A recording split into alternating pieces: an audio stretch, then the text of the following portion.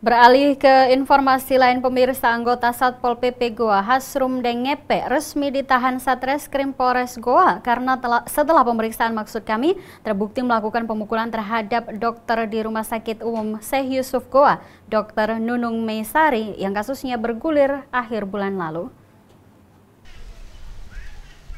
Hasrum dilaporkan karena melakukan penganiayaan terhadap seorang dokter dan perawat RSUD Syekh Yusuf Goa.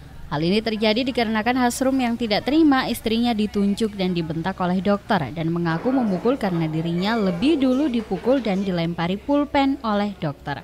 Penahanan Hasrum dilakukan setelah menjalani pemeriksaan sejak awal bulan ini.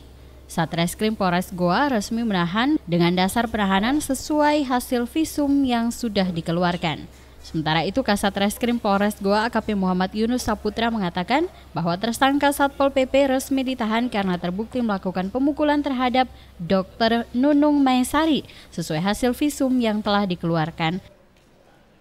Jadi anggota Satpol PP Pemkab Goa yang sudah dilaporkan telah menganiaya dokter dan perawat di UGD Rumah Sakit Kampala atas nama Bapak Hasrum sudah kami tetapkan sebagai tersangka.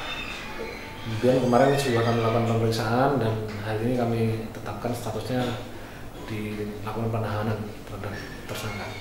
Hasrum mengaku kasus ini bisa diselesaikan secara kekeluargaan antara instansi.